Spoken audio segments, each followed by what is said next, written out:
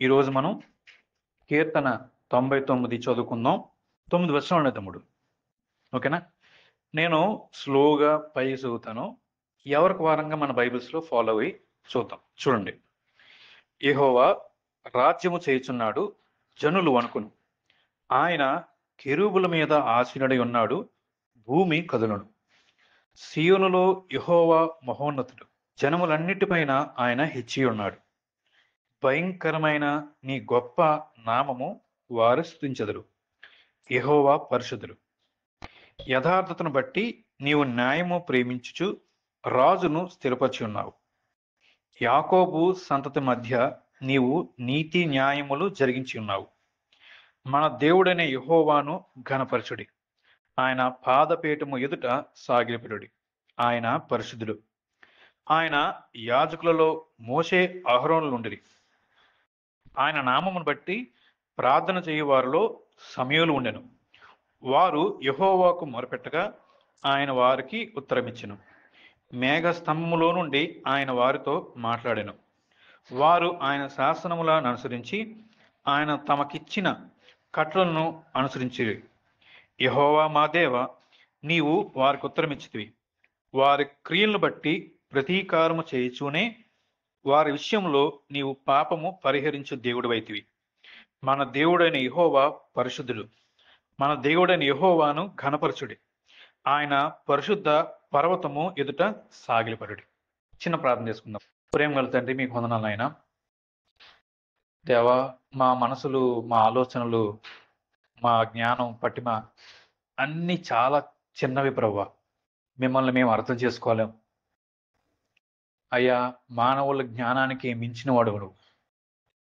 అయితే ప్రభువా, ఈ లోకంలో మేము బ్రతకాలంటే మిమ్మల్ని గురించిన జ్ఞానం మాకు లేకపోతే పశువులు ప్రారంభంగా ఉంటామని మీ దాసుడు రాశారు.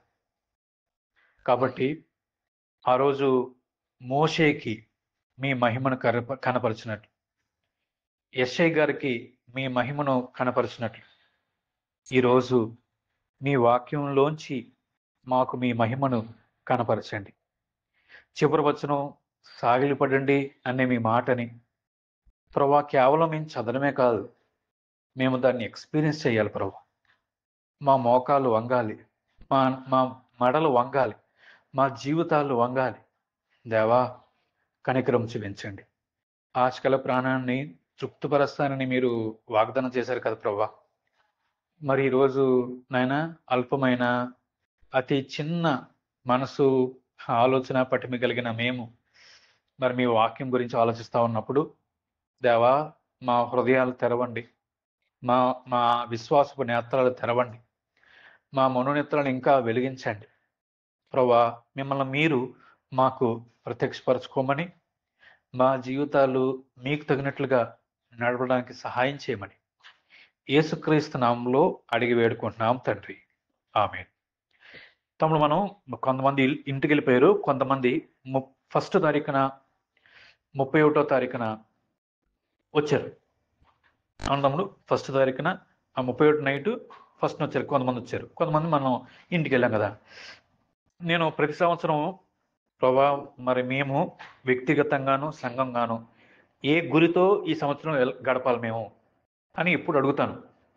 ఈ సంవత్సరం మనకి వ్యక్తిగతంగాను సంఘంగాను మనం ఎట్లా నడుచుకోవాలి ప్రభా అని అడిగినప్పుడు దేవుడు నా మనసుని కీర్తన 15 మీద తీసుకెళ్ళారు.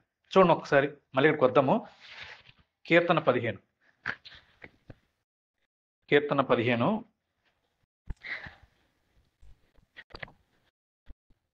కీర్తన గ్రంథం 15వ అధ్యాయం. 5 వచనాలు ఉన్నాయి కానీ మొత్తం వద్దు, మొదటి 2 వచనం చదువుదాం. యెహోవా, నీ గుడారములో అతిథిగా ఉండదగిన వాడెవడు? నీ పరిశుద్ధ పర్వతము మీద నివసింపదగిన వాడెవడు? యథార్థమైన ప్రవర్తన కలిగి నీతి అనుసరించుచు హృదయపూర్వకంగా నిజము పలుకువాడే. సో దేవుడు వ్యక్తిగతంగాను సంఘంగాను ఈ సంవత్సరం మనం ఎలా నడుచుకోవాలి అన్నప్పుడు దేవుడు మనకిచ్చిన డైరెక్షన్ అనమాట. ఎలా ఉండాలంటే యథార్థమైన ప్రవర్తన కలిగి ఉండాలంట. నీతిని అనుసరించడం అంటే దేవుని వాక్యం నీకేమర్థమైందో దాని ప్రకారం నడవడం. తర్వాత హృదయపూర్వకంగా నిజం పలకాలంట. నిజం పలకాలంట. ఓకే తమ్ముడు? అలాంటి వారు ఎలా ఉంటారో కింద ఎక్స్‌ప్లెయిన్ ఇచ్చారు. అది మనం తర్వాత చదువుకుందాం. సో, ఇప్పుడు మొదటి వచనం ఏముందంటే, యెహోవా నీ పరిశుద్ధ గుడారంలో ఎవడు నివసం ఉంచగలడు? నీ పర్వతాన్ని ఎవడెక్కగలడు? ఎవడు ఉండగలడు? అన్నప్పుడు ఎవడు పెడితే వాడు లేదు. ఏముందంటే యథార్థత ఉండాలంట, నీతి ఉండాలంట, నిజం ఉండాలంట, సత్యం ఉండాలంట. తమ్ముడు జాగ్రత్తగా వినండి. నేను మూర్ఖుడనుకోండి. వేరే వాళ్ళ నుంచి మంచితనాన్ని ఎక్స్‌పెక్ట్ చేయలేను నేను. నేను దుర్మార్గుడనుకోండి, అనీతిమంతుడనుకోండి, అసత్యం, అబద్ధాల కోరు అనుకోండి. వేరే వాళ్ళని నుంచి నేను అలా ఎక్స్‌పెక్ట్ చేయలేనన్నమాట. ఇప్పుడు దేవుడు మనల్ని యథార్థంగా ఉండండి అన్నాడంటే, ఎందుకంటే ఆయన యథార్థవంతుడు కాబట్టి. మీరు నీతిని అనుసరించండి అంటే ఆయన నీతిమంతుడు కాబట్టి. తర్వాత హృదయపూర్వకంగా నిజం పలకండి అంటే ఆయన ఎప్పుడు అబద్ధం ఆడడు కాబట్టి. మనం అలా ఉండాలని కోరుకుంటున్నాడు. ఇప్పుడు మనం ఇలా ఉండాలి. అయితే ఇలా ఉండడానికి ముందు మనం ఏం నేర్చుకోవాలంటే, అసలు మన దేవుడు ఎలాంటి వాడు అని మనకు అర్థం కావాలి. మన దేవుడు ఎలాంటి వాడో మనకు అర్థం కావాలి. ఎందుకు ఈ మాట అన్నానంటే, ఇప్పుడు మనల్ని ఎవరైనా క్లాస్ టీచర్‌గా పెట్టారనుకోండి. నువ్వే అంటే నీకు నచ్చినోడికి అన్ని ఆడిపాటి ఉండి, మిగతాళ్ళందరినీ వేరుగా చూసావనుకోండి. నీ మాట ఎవడనంటాడా? నువ్వే అబద్ధాలాడి, టీచర్‌కి చాడీలు చెప్పి, మీ సార్స్‌కి చాడీలు చెప్పి మీ ఫ్రెండ్స్ మీద, మీ సార్స్ చెప్పినయన్ని వీళ్ళు చెప్పి ఎవడు నమ్ముతాడా? నమ్మడు. ఇప్పుడు సీఆర్ నిజాయితీగా ఉండి, మన క్లాస్ సీఆర్ చాలా సిన్సియర్‌గా ఉన్నాడనుకోండి, ఎవడైనా మాట వింటాడు. గౌరవిస్తారు కూడా. బాగా చదువుతాడు. Sincere, strict. ఇప్పుడు పర్సన్ యొక్క క్యారెక్టర్‌ని బట్టి మన వ్యక్తికి గౌరవం ఇవ్వాలా లేదా అని తెలుసుద్దాం. ఇప్పుడు మనం దాన్నేమంటారు? యథార్థంగా ఉండాలి, నీతిని అనుసరించాలి, హృదయపూర్వకంగా నిజం పలకాలి. చెప్తున్నాడు దేవుడు. అసలు దేవుడు ఎలా ఉంటాడు? అని మనకు అర్థమవుతే, ఓహో! అందుకని కోరుకుంటున్నాడా మన నుంచి అని మనకు అర్థమవుద్దనమాట. ఓకేనా? అందుకనే ఈరోజు మనం 99వ కీర్తన దగ్గరికి వద్దాం. 99వ కీర్తన దగ్గరికి మళ్ళా మనం చదువుకున్న కీర్తన దగ్గరికి వెళ్ళిపోదాం. ఓకే తమ్ముడు? ఓకేనా? 99వ కీర్తన. జాగ్రత్తగా వినండి. ఇక్కడ 3 భాగాలుగా డివైడ్ చేశారన్నమాట. కామన్‌గా వచ్చిన పదాలు చెప్పండి. యెహోవా పరిశుద్ధుడు 3 చివర్లో ఉంది. తర్వాత 5 చివర్లో యెహోవా పరిశుద్ధుడు అని ఉంది. తర్వాత 9 స్టార్టింగ్‌లో మన దేవుడైన యెహోవా పరిశుద్ధుడు. ఓకే తమ్ముడు? అంటే ఈ ఆథర్ స్ట్రెస్ చేస్తున్నాడన్నమాట. ఒక విషయాన్ని నొక్కి చెప్తా ఉన్నాడు. ఏంటని నొక్కి చెప్పడం అంటే, దేవుడు, నువ్వు నమ్ముకున్న దేవుడు అల్లాటప్ప కాదు. నువ్వు నమ్ముకున్న దేవుడు నీకులంటాడు కాదు. నువ్వు నమ్ముకున్న దేవుడు నీ అంచనాలను మించినవాడు. ఆయన ఎవరంటే పరిశుద్ధుడు. ఎవరు తమ్ముడు? ఆయన ఎవరు? పరిశుద్ధుడు. మనకి పరిశుద్ధత అంటే చాలా సార్లు మనం ఈ మాట వాడాం. ఓకే తమ్ముడు? నాకు ఇంకో భయం ఉంది. ఎక్కువ సార్లు ఆ పదం వాడితే అలవాటైపోయి ప్రమాదం కూడా ఉంది. మనం అలా చేసుకోకూడదు. ఓకే తమ్ముడు? పరిశుద్ధత అంటే అర్థం ఏంటంటే సెపరేట్‌నెస్ అంటారు. సెపరేట్. అందరిలా ఉండడు. అంటే ఆయనకి సమానులు ఎవరు ఉండరన్నమాట. లోకం నడుచుకున్నట్లు లేకపోతే ఈ యూనివర్స్ ఉన్నట్లు ఆయన ఉండడు. ప్రత్యేకమైన వాడు. చాలా సెపరేట్. ఓకే తమ్ముడు? చాలా సెపరేట్ అన్నమాట. పర్ఫెక్ట్. మోరల్లీ పర్ఫెక్ట్ గాడ్ అన్నమాట. ఓకేనా? పరిశుద్ధుడు. ఇప్పుడు చెప్తా ఉన్నాడు ఈ ఆథర్. ఏం చెప్తానంటే, మీరు నమ్ముకున్న దేవుడు పరిశుద్ధుడయ్యా. సామాన్యుడు కాదు. పరిశుద్ధుడు అని. సాధారణంగా మన పై కొంతమంది రాజకీయ నాయకులు ఉంటారు. కొంతమంది ఆఫీసర్స్ ఉంటారు. అవునా? వాళ్ళలో మనం చూస్తాం. ఏంటి? ఏదో పక్షపాతం చూస్తాం. లేదా లంచం తీసుకోవడమో, లేకపోతే ఒక మతాలకి, ఒక కులాలకే సపోర్ట్ చేయడమో ఇలా చూస్తాం. వాళ్ళ ఇంటోడు అనుకోండి, ఇంటి పేరుటోడు అనుకోండి, వాడు కులం అనుకోండి, వాడు ఊరు అనుకోండి, చాలా సపోర్ట్ చేస్తారు. అది పరిశుద్ధత కాదు. పరిశుద్ధత అంటే అలా ఉండడు దేవుడు. అలా ఉండడు దేవుడు. ఓకే తమ్ముడు. పరిశుద్ధుడు అంటే సెపరేట్గా ఉంటాడు, చాలా ప్రత్యేకంగా ఉంటాడు. ఆయనకులాగా మనం ఎవరు ఉండలేం. చూద్దాం, దాని గురించి ఇంకా చూద్దాం. ఇప్పుడు సో 3 భాగాలు చేశారు కదా, మనం కూడా 3 భాగాలుగా పెట్టుకుందాం దాన్ని. ఆయన డివైడ్ చేసి ఇచ్చారు కదా, సో మనం కూడా 3 భాగాలు. ఫస్ట్ మొదటి 3 వచనాలు ఒక భాగం, 4 నుంచి 4, 5 ఒక భాగం, 6 నుంచి 9 వరకు ఒక భాగం. ఓకేనా? సో మొట్టమొదటి 3 వచనాలు ఏం చెప్తా ఉన్నారు? దేవుడంట రూలర్ అంట. ఎవరు తమ్ముడు? దేవుడు ఎవరు? పరిపాలన చేసేవాడు. దేవుడు నాయకుడు, కింగ్ అన్నమాట. కింగ్ ఆఫ్ ది కింగ్స్ అన్నట్టు బైబిల్లో. రాజులకి రాజు, ప్రభువులకి ప్రభు. అంటే చెప్తాను తమ్ముడు, ఇప్పుడు మన సర్పంచ్ ఉంటారా? సర్పంచ్ల పైన ఎమ్మెల్యే ఉంటాడు, ఎమ్మెల్యే గారి పైన ఎంపీ గారు ఉంటారు. పెద్ద హోదా పెద్దది కదా, చీఫ్ మినిస్టర్, ప్రైమ్ మినిస్టర్ కదా. ఇప్పుడు దేవుడి గురించి ఏం చెప్తానంటే, ఈ భూమి మీద ఉన్న రాజులందరికంటే రాజులకి రాజు అంట, ప్రభువులకి ప్రభు అంట. అంటే ఆయన నియమిస్తేనే పదవి వస్తుంది, ఆయన దింపేయాలనుకుంటే దింపేస్తాడు. పెద్ద లెక్క కాదనమాట, లెక్క కాదు. నేను ఒక సేవకుడు చెప్తే విన్నాను, నాకు కరెక్ట్గా హిస్టరీ తెలియదు కానీ ఆయన చెప్తే విన్నాను. ఏంటంటే అమెరికా ఎలక్షన్స్లో ఇద్దరు నిలబడతారు కదా. ఇప్పుడు ఒక ఆయన అన్నాడంట, మీరు కనుక నన్ను గెలిపిస్తే అమెరికాని నేను చాలా ముందు తీసుకెళ్తాను, దేవుడు కూడా నన్ను ఆపలేడు అన్నాడు. దేవుడు కూడా పబ్లిక్గా ఓపెన్గా దేవుడు కూడా నన్ను ఆపలేడు అన్నాడు.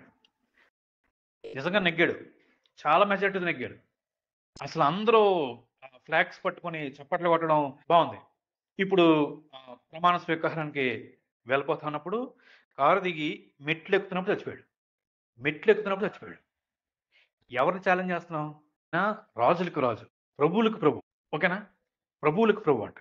సో ఆయన రూల్ చేస్తున్నాడు, పరిపాలన చేస్తున్నాడు అని చెప్తున్నాడు అనమాట. పరిపాలన చేస్తున్నాడని చెప్తున్నాడు అని ఏమంటాడంటే, అందుకని జనులు వణుకుతున్నారంట. తర్వాత ఏమో భూమి కదులుతుందంట. ఆయన కూర్చున్నప్పుడు భూమి కదులుతుంది అంటే నెగిటివ్ సెన్స్ కాదు, పాజిటివ్ సెన్స్ అనమాట. వణకడం కదలడం అంటే అర్థం ఏంటంటే, నిజంగా మీ క్లాసులో దాన్ని ఏమంటారు, మన ఫ్యాకల్టీలు ఎవరైనా సరే జులాయిగా ఉండి ఏది పెడితే అది మాట్లాడి అమ్మాయిలతో ఎక్కువ తిరుగుతూ వాళ్ళకి బాగా సపోర్ట్ చేసి అలాంటి ఫ్యాకల్టీ చూస్తే ఎలా ఉంటుంది మనకి? ఇది చెప్పిన మాట కూడా ఎలా అనిపిస్తుంది, అవునా? కానీ నిజంగా టైం అంటే టైం మెయింటైన్ చేసి సిన్సియర్గా ఉండి నిజంగా బాగా చదివేవాడికి సపోర్ట్ చేసి బాగా చదివినవాడికి కూడా ఎంకరేజ్ చేసి అలా సిన్సియర్గా ఉన్న ఫ్యాకల్టీకి మనం భయపడతాం. ఎలాంటి భయం? అది గౌరవంతో వస్తుంది అన్నమాట, రెస్పెక్ట్ ఇస్తాం. ఇప్పుడు ప్రజలు అలా ఉన్నారంట. దేవుడు పరిపాలన చేస్తా ఉన్నప్పుడు దేవుడు సింహాసనం మీద అన్నాడు అని రెస్పెక్ట్ఫుల్గా గౌరవపూర్వకంతో భయంతో వణుకుతా ఉన్నారంట. ఎందుకంటే కూర్చున్న ఆయన అల్లాటప్పాయన కాదు, కూర్చున్న ఆయన పరిపాలన చేస్తున్న ఆయన మనట్లాంటి కాదు, ఆయన పరిశుద్ధుడు. ఓకే తమ్ముడు. సో తర్వాత 3వ వచనం చూద్దాం తమ్ముడు, 4వ వచనం చూద్దాం. యథార్థతను బట్టి నీవు న్యాయమును ప్రేమించుచు రాజును స్థిరపరిచి ఉన్నావు అని తెలుగులో ఉంది. ఇంగ్లీష్లో ఏముందంటే నువ్వు యథార్థతను ప్రేమించేవాడివి, రాజ్యాన్ని చేసేవాడు అని ఉంది. ఆయన యథార్థతను ప్రేమిస్తాడంటే తమ్ముడు ఇంటిగ్రిటీ. దేవుడు యథార్థవంతుడు, యథార్థతను ప్రేమిస్తాడు. ఆ పరిపాలన చేసే రాజు పరిశుద్ధుడు, ఆ పరిపాలన చేసే రాజు యథార్థవంతుడు. అంటే అర్థం ఏంటంటే దాపరికాలు ఉండవు, మోసం చేయడం చేత కాదు, అబద్ధాలు ఆడటం చేత కాదు, అన్యాయం చేయడం చేత కాదు, నీ మీద లోపల పగబెట్టుకుని పైకి ప్రేమగా నటించడం చేత కాదు, నువ్వు ఇచ్చే డబ్బులకి మురిసిపోయి నువ్వు చేసే తప్పుని లెక్క అంటే ఓకే అని వదిలేయడం ఆయనకి చేత కాదనమాట. ఆయన యథార్థవంతుడు, ఆ రాజు యథార్థవంతుడు. కొంచెం కిందకి వెళ్దాం. యాకోబు సంతతి మధ్య నీవు నీతి న్యాయములను జరిగించి ఉన్నావు. అంటే కరెక్ట్గా దీన్ని మనకు అర్థం చేసుకున్న భాష చెప్పుకోవాలంటే, అంటే ఇశ్రాయేల్ ప్రజలకి ఏది న్యాయమో చేసావు నువ్వు. నాకు ఇక్కడ చాలా ఆశ్చర్యం అనిపించింది అనమాట. ఎందుకు ఆశ్చర్యం అనిపించిందంటే చెప్తాను. ఆయన పరిశుద్ధుడు, యథార్థవంతుడు కదా. ఇప్పుడు ఆయన కోసం ఏర్పరచుకున్న వాళ్ళు ఇశ్రాయేల్ జనాలు. ఎందుకు ఏర్పరచుకున్నాడు? వీళ్ళ ద్వారాగా సకల లోకాన్ని చేరుకోవాలని ఉద్దేశం అనమాట. ఈ ఇశ్రాయేల్ ప్రజలకి ఆయన న్యాయం చేశాడంట. ఏం న్యాయం చేశాడు తెలుసా? ఏది న్యాయమో చేశాడంట. ఉదాహరణకి ఇశ్రాయేల్ ప్రజలు ఏం చేశారంటే వ్యభిచారం చేశారు. ఇశ్రాయేల్ ప్రజలు ఏం చేశారంటే విగ్రహారాధన చేశారు. ఇశ్రాయేల్ ప్రజలు ఏం చేశారంటే చుట్టుపక్కల ఉన్న ప్రజలకి ఏ ఆచారాలు ఉన్నాయో ఆచారాలు ఫాలో అయ్యారు. ఏ ఆచారాలు తెలుసా? చుట్టుపక్కల ప్రజలకి వర్షం రావాలనుకోండి, వాళ్ళకు ఒక దేవుడు ఉంటాడు, విగ్రహం ఉంటుంది ఇలా. ఆ విగ్రహం చేతుల్ని ఎర్రగా కాల్చి వీళ్ళ పిల్లల్ని దానికి పొడగొట్టాలి. ఏడుస్తూ గొక్క పెడుతూ చచ్చిపోతారు, ఎందుకంటే వర్షాలు పడాలని. అలాంటి ఆచారాలు ఉండే ఇప్పుడు అలాంటి ఆచారాలను ఫాలో అయ్యేవారు. క్రూరంగా, మూర్ఖంగా, అన్యాయంగా, అపరిశుద్ధంగా వీళ్ళలోనే డబ్బులు ఉన్నవాడు ఏం చేశారు అంటే పక్కడు భూములు లాక్కునేవాడు అన్నమాట. అరే మనం అందరూ ఇశ్రాయేలు ప్రజలం, దేవుడు చేత ఏర్పరచబడిన వారు, మనం ఈ లోకాన్ని వెలుగుగా ఉండాలి. లేదు. ఇప్పుడు దేవుడు ఏం చేశారు తెలుసా? అరే వీళ్ళు నా ప్రజలు, వీళ్ళు నాశనం అయిపోతే ప్రపంచంలో చేరుకోవాలి అనుకోలేదు ఆయన. తప్పు చేశావా శిక్షిస్తాను అని చెప్పాడు, వినలేదు, శిక్షించాడు. ఎందుకంటే శిక్షించడం న్యాయం కాబట్టి శిక్షించాడు అంతే. అరే నా వాళ్ళు మరి ఇప్పుడు వీళ్ళ మీద ఆధారపడ్డాను కదా నేను, వీళ్ళు లేకపోతే నేను ఎలా చేరుకోగలను? లేదు. దావీదంటే ఎంత ఇష్టం దేవుడికి. పాపం చేస్తే ఏం చేసేది తెలుసా? తర్వాత దావీదు కుటుంబం సంతోషంగా జీవించినట్లు బైబిల్ లేదు. డైరెక్ట్గా చెప్పడమాట, దావీదు నువ్వు రహస్యంగా చేసావు, వెలుగులో మీ భార్యలు అలా చేస్తారు, నీ కొడుకు చచ్చిపోతాడు అని డైరెక్ట్ ఎన్కౌంటర్ అనమాట. ఎవడవైతే నువ్వేటయ్యా, నాకు కావాల్సిన నీతి, నాకు కావాల్సిన న్యాయం. ఎందుకంటే నేను నీకులంటుడు కాదు, నేను పరిశుద్ధుణ్ణి, యథార్థవంతుణ్ణి, ఏది న్యాయమో అది చేస్తానన్నాడు. ఓ పక్క ఇంకో సైడ్ చెప్పకుండా దుర్మార్గంగా భూముల్ని లాక్కున్నారు కదా, పాపం అన్యాయం అయిపోయారా? వాళ్ళ పక్షం ఉండేవాడు దేవుడు, వాళ్ళ పక్షం నుండి వీళ్ళు శిక్షించేవాడు అన్నమాట. సో దేవుడికి పక్షపాతం లేదు. దేవుడు అన్యాయం చేయడం ఆయనకి చేత కాదు, ఆయనకి రాదు అసలు. దేవుడికి కొన్ని చేత కావు, అందులో ఒకటి మోసం చేయడం రాదు.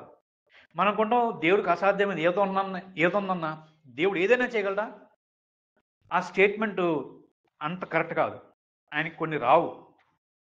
పాపం చేయడం రాదు ఆయనకి, మోసం చేయడం రాదు ఆయనకి, అన్యాయం చేయడం రాదు ఆయనకి, అబద్ధం ఆడడం రాదు, మాట ఇస్తే తప్పడం ఆయనకి తెలియదు.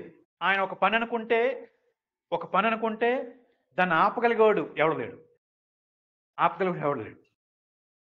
ఇప్పుడు ఈయన అంటారు, ఈ ఆథర్ అన్నాడు, అయ్యా నువ్వు ఎంత పరిశుద్ధుడు అంటే ఏది న్యాయమో అది చేసేవాడు,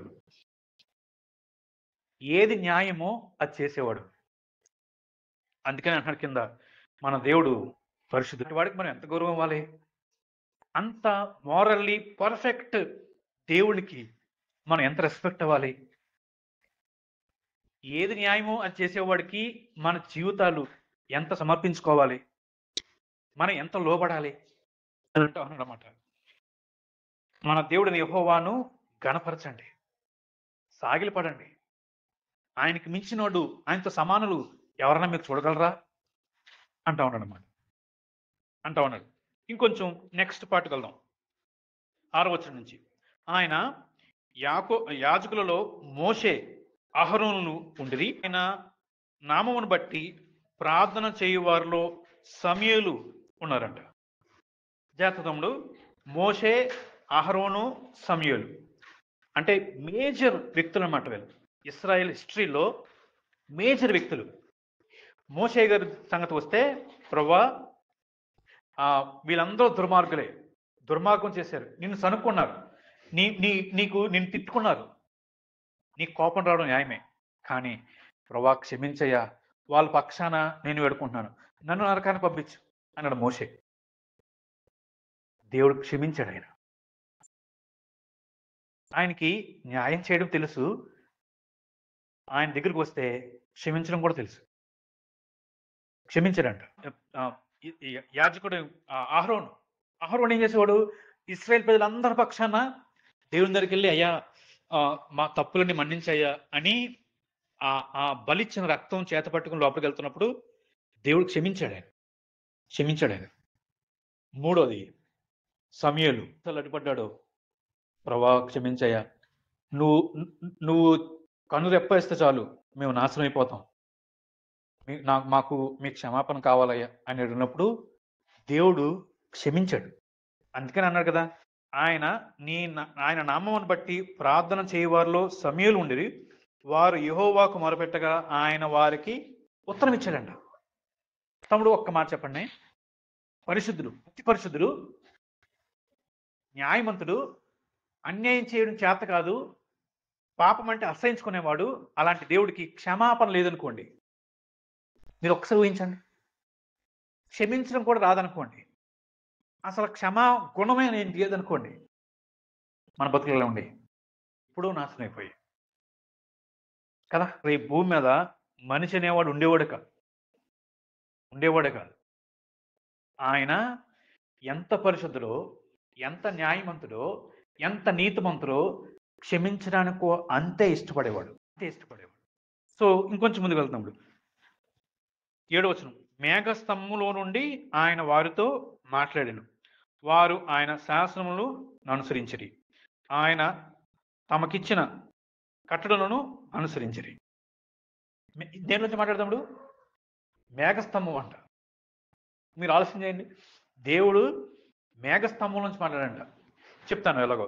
ఇది ప్రత్యక్ష గుడారం అనుకోండి, అది వెలుపల ఆవరం, ఇది ఇక్కడి నుంచి ఇదంతా యాజకులు వచ్చే పరిచయం చేసే, ఈ లోపల అతి పరిశుద్ధమైంది అనమాట. అతి పరిశుద్ధమైంది. జాగ్రత్తగానే ఇప్పుడు దేవుడు ఇక్కడ రావాలనుకోండి, ఒక మేఘం పైనుంచి వచ్చేదన్నమాట. ఆయన ఎలాగైనా రాగలడు. ఒకసారి అగ్నిలోంచి వచ్చాడు, సింహం వచ్చేదన్నమాట. రాగానే ఇప్పుడు యాజకుడు ఏం చేస్తాడంటే, యాజకుడు అంటే అందరూ కాదు, ప్రధాన యాజకుడు ఉంటాడు అంటే, ఆయన ఏం చేస్తాడంటే శుభ్రంగా స్నానం చేస్తాడు, ఉతికిన బట్టలు వేసుకుంటాడు, ఏమేమి దేవుడు చెప్పాడో, ఏమేమి కట్టుకుని రావాలని దేవుడు చెప్పాడో అవన్నీ కట్టుకుంటాడు. కట్టుకున్న తర్వాత ఆయన నడునికి ఒక చైన్ కడతాడు. చైన్ ఎక్కడ ఉంటుందంటే అక్కడ ఆవరణ వరకు ఉంటుంది ఆ చైన్. ఓకేనా? లోపలికి వెళ్తారు. జాగ్రత్తగానే లోపల అడుగు పెట్టిన తర్వాత మనసులో ఒక చిన్న తప్పుడు ఆలోచన వచ్చినా సరే అక్కడికక్కడ చచ్చిపోతారు అన్నమాట. చైన్ ఎందుకో తెలుసా? బయటికి చెప్పిన సమయానికి రాకపోతే చచ్చిపోయిన లెక్క. వణుకు అన్నమాట, భయం. చాలా జాగ్రత్తగా ఆలోచనల్ని ఒళ్ళు దగ్గర పెట్టుకుని యాజకులు పరిచయం చేసేవారు అన్నమాట. ఎందుకంటే మనం సమీపిస్తున్న దేవుడు మామూలుడు కాదు. ఎట్ ద సేమ్ టైం మనల్ని అంగీకరించేవాడు, క్షమించేవాడు ఆయన అని కిందగా ఉన్నాడు. చూడండి 8వ వచనం, యెహోవా మా దేవా, నీవు వారికి ఉత్తరం ఇచ్చితివి, వారి క్రియలను బట్టి ప్రతీకారము చేయుచునే వారి విషయంలో నీవు పాపము పరిహరించు దేవుడు అయితివి. నాకు ఈ వచ్చిన చదివిన తర్వాత కూడా చాలా ఆశ్చర్యం అనిపించింది అప్పుడు. ఈయన ఎంత గొప్పవాడంటే, జాగ్రత్తగానండి, దేవుడికి మనమంటే చాలా ప్రేమ తమ్ముడు. ఏంటిది? దేవునికి మనమంటే చాలా ప్రేమ. ఉదాహరణకి ఇప్పుడు వీడంటే నాకు చాలా ప్రేమ, వీడిని నాశనం చేసే ఏది వీడి దగ్గరికి వచ్చిన మనం ఏం చేయాలి? ప్రేమ నోనైతే వెంటనే రెస్పాండ్ అవ్వాలి కదా. నా ప్రాణం పోతుందేమో, నాకేదైనా హాని జరుగుద్దేమో అని ఆలోచిస్తానా? ప్రేమ నన్ను మోటివేట్ చేసింది. జాగ్రత్తగానే. సో ఇప్పుడు దేవుడికి మన మీద ప్రేమ ఉన్నప్పుడు మనల్ని ఏది హాని చేసినా సరే మనల్ని కాపాడడానికి ఇష్టపడేవాడు, కాపాడుతాడు కూడా. ఎట్ ద సేమ్ టైం జాగ్రత్తగానే నిన్ను నాశనం చేసే నీ చెడు అలవాట్ల నుంచి, మళ్ళీ చెప్తాను, నిన్ను నీకు హాని చేసే దేనైనా ద్వేషిస్తాడు దేవుడు. నిన్ను నాశనం చేసే నీ చెడు అలవాట్లను కూడా దేవుడు ద్వేషిస్తాడు. నా మాట అర్థమైందా తమ్ముడు? ఇప్పుడు ఇక్కడ ఏమన్నారంటే వారి క్రియలను బట్టి ప్రతీకారం చేయించడం ఏంటి? వాళ్ళ క్రియలను బట్టి ప్రతీకారం చేయడం అంటే దేవుడు డిసిప్లిన్ చేస్తున్నాడు అన్నమాట. ఎందుకని? ఎందుకు డిసిప్లిన్ చేస్తున్నాడు? ఎందుకు డిసిప్లిన్ చేస్తానంటే నిన్ను నీ అలవాట్లే పాడు చేస్తున్నాయి కాబట్టి నీ అలవాట్ల నుంచి కూడా కాపాడగలను నేను. ప్రేమన్నవాడిని కాబట్టి నిన్ను నీ అలవాట్లు పాడు చేస్తున్నాయి కాబట్టి నీ అలవాట్ల నుంచి కూడా నేను కాపాడాలి. బయట నుంచి వచ్చే ఆపదలే కాదు, పాడు చేసి దేనైనా నేను ద్వేషిస్తాను. ఎందుకు? నేను నిన్ను ప్రేమిస్తాను కాబట్టి. వీళ్ళకి ఏం చేసింది తెలుసా? ఇశ్రాయేలు ప్రజలకు ఏం చేశారంటే సంవత్సరాలు చెప్పాడు, బాబు నేను న్యాయవంతుణ్ణి, మీరు చేస్తున్న పాపం మంచిది కాదు, మీరు విడిచిపెట్టండి లేకపోతే మిమ్మల్ని అప్పగిస్తాను శత్రువులకి అంటే ఎవరు పట్టించుకోలేదు. ఇర్మియా గారు చెప్పారు, యెషయా గారు చెప్పారు, చాలా మంది చెప్పారు, ఎవరు పట్టించు క్లియర్గా చెప్పేశాడు, నేను అప్పగిస్తున్నాను. వాళ్ళు బయలుదేరారు, వెళ్ళారు, తీసుకెళ్ళిపోయారు. జాగ్రత్తగానండి. తీసుకెళ్ళిపోయిన తర్వాత దేవుడి వదిలేదు, వాళ్ళతో పాటు ఉన్నాడు. చెప్పిన టైంకి మళ్ళీ తీసుకొచ్చారు వెనక్కి. దేవుడు చెప్పిన టైం తీసుకొచ్చారు వెనక్కి. కానీ ఈ లోపు ఎంత బాధపడ్డారు వాళ్ళు? చాలా బాధలు అనిపించారు. అవన్నీ ఎందుకంటే ఒరే దీనికి ఈ బాధకి కారణం దేవుడి మాట వెనకపోవడం పట్టారా అనే రియలైజేషన్ వాళ్ళకి రావాలి. చెప్పాడు వినలేదు. ఇప్పుడు ఏం చేయాలి? తనకు తాను రియలైజ్ అవ్వాలి కదా. సో తన పాపం తను నాశనం చేస్తుంది కాబట్టి దాని నుంచి ఆ వ్యక్తిని కాపాడడానికి దేవుడు డిసిప్లైన్ చేస్తాడు. ప్రతీకారం చేయుచూనే పాపాన్ని క్షమించేవాడు. అందుకని ఈయన ఏమంటాడంటే మన దేవుడని యెహోవా పరిశుద్ధుడయ్యా, మన దేవుడని యెహోవాను గణపరచండి, ఆయన పరిశుద్ధ పర్వతం ఎదుట సాగిలపడండి అంటా ఉన్నాడు అనమాట. ఎంత గౌరవంతో, ఎంత రెస్పెక్ట్ఫుల్గా, ఎంత గౌరవంతో కూడిన భయంతో మన దేవుని సన్నిధిలో ఉండాలో అని చెప్తా ఉన్నాడు అనమాట. ఎందుకు గౌరవం? ఎందుకంటే మోరల్లీ పర్ఫెక్ట్ గాడ్, న్యాయవంతుడు, అట్ ద సేమ్ టైం ప్రేమించేవాడు, క్షమించేవాడు, హక్కును చేర్చుకునేవాడు. ఎంత గొప్ప దేవుడు అండి! ఎంత గొప్ప దేవుడు! మన దేవుడు అంత గొప్పవాడు. ఒకసారి యెషయా గ్రంథం తీయండి. యెషయా గ్రంథం 57 తీయండి. 15 వచనం నుంచి చదువుతాం చూడండి. 57:15 వచనం నుంచి. ఓకేనా? మహాగణుడును, మహోన్నతుడును, పరిశుద్ధుడును, నిత్య నివాసి అంటే ఎల్లప్పుడూ ఉండేవాడని అర్థం. ఇలాగ సెలవిస్తున్నాడు, నేను మహోన్నతుడమైన పరిశుద్ధ స్థానంలో నివసించేవాడును, అయినను వినయం గల వారి ప్రాణమును ఉజ్జీవింపజేయుటకును, నలిగిన వారి ప్రాణమును ఉజ్జీవింపజేయుటకును. పక్కపేసి చెప్పండి ఏముంది? వినయం గల వారి యొద్దకు, దీన మనసు గల వారి యొద్దకును నివసించున్నాను. నేను నిత్యము పోరాడేవాడును కాను, ఎల్లప్పుడూ కోపించేవాడును కాను. అలా గుండె నీడల నా మూలముగా జీవాత్మ క్షీణించును, నేను పుట్టించిన నరులు క్షీణించిపోదురు. ఏమన్నాడు దేవుడు? నేను కోపం చూపిస్తే, నాలో క్షమా గుణం లేకపోతే జీవాత్మ అంటే ప్రాణం అనేది భూమి మీద ఉండేది కాదు. నేను ఎల్లప్పుడూ కోపం చూపించేవాడిని కాదు. వాస్తవం నేను మహోన్నతుడిని, మహాగణుణ్ణి, పరిశుద్ధమైన స్థలంలోనే ఉండేవాడిని. కానీ నేను ఎక్కడ దిగానంటే దీనుల దగ్గరికి వచ్చాను. పాపం చేత నలిగిపోతున్న వ్యక్తుల్ని ఉజ్జీవింపజేయడానికి, తిరిగి లేపడానికి, వాళ్ళ జీవితాలను కట్టడానికి నేను వాళ్ళ దగ్గర ఉండడానికి ఇష్టపడ్డాను అన్నాడు. ఇది అన్నట్టు తెలుసు తమ్ముడు, రతన్ జీ టాటా గారు లేకపోతే ముఖేష్ అంబానీ గారు మన మురికివాడికి వచ్చి మనం వేసుకున్న దాని ఏమంటారు, చిన్న గుడిసెలో ఉంటే ఎలా ఉంటుంది? అలా దేవుడు అలా మారిపోయాడు అన్నమాట. నీ కొరకు, నా కొరకు, నా పాపాన్ని పరిహరించడం కొరకు ఆయనే ఈ లోకానికి వచ్చాడు, మురికి లోకానికి వచ్చాడు. ఏమాత్రము మంచితనం లేని లోకంలోకి పరిశుద్ధులైన దేవుడు మానవుడిగా వచ్చాడు. ఇందాక దారిలో వస్తున్నప్పుడు ఒక ఆలోచన వచ్చిందనమాట. చాలామంది ఆయన్ని చంపేయాలని చూస్తే ఆయన పారిపోయాడంట. సువార్తలో ఉంటుంది, ఆయన తప్పించుకుని వెళ్ళిపోయాను, యేసు అక్కడి నుంచి వెళ్ళిపోయాను అని అడుగుతారన్నమాట. ప్రభువా, నువ్వు దేవుడు అయి ఉండి మా దగ్గర నుంచి తప్పించుకోవడానికి ప్రయత్నం చేయడం ఏంటి? నువ్వు ఏ పాటి వాడివి? మాకు చిటికేస్తే చాలు సైన్య సమూహం కిందకొచ్చి లోకంలో ఉన్న వ్యక్తులందరిని చంపేయగలదు. మీరు మేము చంపుతామని తప్పించుకొని తిరిగారు.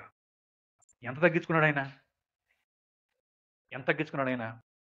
తగ్గించుకుని హింసలు, బాధలు, అవమానాలు నగ్నంగా ఆయన్ని కలువ శిలువలో వేలాడదీయడం ఎంత విషయం తమ్ముడు చూడండి ఒకసారి. ఎలాంటి వాడు అంత స్థాయికి వచ్చాడు? ఎలాంటి వాడు ఆయన మొక్క మీద ఉమ్మేస్తే ఓర్చుకున్నాడా? ఆయన మొక్క మీద గుద్ది ఎవరు గుద్దారో చెప్పుకో అని హేళన చేస్తే భరించాడా? ఎవరు గుద్దారో తెలియదు ఆయనకి. గుద్దునోని పుట్టించింది ఈయన కాదా? చేతులకు మేకులు కొడుతుంటే పంటి కింద బాధని భరించడం ఏంటి?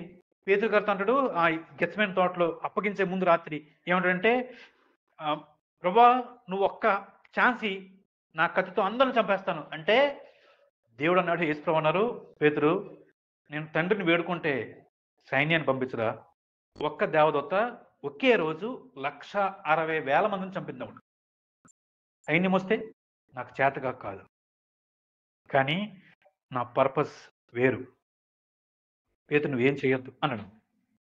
అంత తగ్గింపు గల దేవునికి మనం ఎంత రెస్పెక్ట్ ఇవ్వాలి తమ్ముడు, ఎంత గౌరవం ఇవ్వాలి. ఎలాంటి క్యారెక్టర్ మన దేవుడిది. కాబట్టే ఇప్పుడు అంటున్నాడు, నన్ను వెంబడించే వాళ్ళు యథార్థమైన ప్రవర్తన కలిగి ఉండండి, ఎందుకంటే నేను యథార్థవంతుడిని. ఫాలో మీ, నన్ను ఫాలో అవ్వండి. నీతిని అనుసరించండి, ఎందుకంటే నేను అనుసరించే నీతిని. హృదయపూర్వకంగా నిజం పలకండి, ఎందుకంటే దెబ్బలు తగులుతాయని తెలుసు, తిడతారని తెలుసు, కానీ అప్పుడు నిజం ఏదైతే అదే మాట్లాడాను. ఫాలో మీ అంటా ఉన్నాడు, ఫాలో మీ అంటా ఉన్నాడు. తమ్ముడు, ఈ దేవుని పరిశుద్ధత, ఈ దేవుని ప్రేమ నీకు అర్థమైందా? ఒకసారి ఆలోచించాయి. నీ లైఫ్లోకి ఒకసారి తొంగి చూసుకో. నువ్వేదో మంచోడు అనుకుంటున్నావేమో, నువ్వేదో అంటే ప్రార్థన చేసుకుంటున్నావు, వాక్యం చదువుకుంటున్నావు, మీ ఫ్రెండ్స్ చేసే కొన్ని పనులు నువ్వు చేయకపోవచ్చు. ఇతరులతో పోల్చుకుంటే నీ జీవితం కొంచెం మంచిగా ఉండొచ్చు, కానీ ఒక్కసారి దేవునితో పోల్చుకో, వాక్యంతో పోల్చుకో. నీ మంచితనం ఎంత? బట్ స్టిల్ నిన్ను ప్రేమిస్తా ఉన్నాడు. నేను డిసిప్లైన్ చేయడానికి కొన్నిసార్లు నేను బాధలు గుండా తీసుకెళ్తా ఉన్నాడు, కానీ వదలడు, విడిచిపెట్టడు.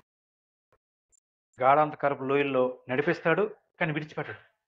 ఎందుకంటే ప్రేమను బట్టి.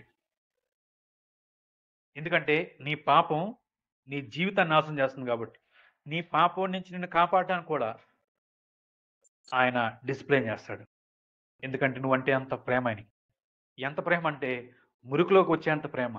ఎంత ప్రేమ అంటే నీ కోసం కలువరి శిలువలోకి ఎక్కి నీ మరణాన్ని ఆయన భరించేంత ప్రేమ. అలాంటి ప్రేమమయుని, అలాంటి పరిశుద్ధుణ్ణి, అలాంటి మహాగణుడైన దేవునికి మనం ఎంత సాగిలపడాలి, మన జీవితాలు ఎంత అప్పగించుకోవాలి, ఆయన ఎంత గౌరవించాలి, ఎంత లోబడాలి. మళ్ళీ చెప్తున్నా తమ్ముడు, మన దేవుడు అల్లాటప్ప దేవుడు కాదు. మన దేవుడు మనట్లాంటోడు కాదు. మనం అనుకున్న ఆలోచనలు బట్టి ఉండడు ఆయన.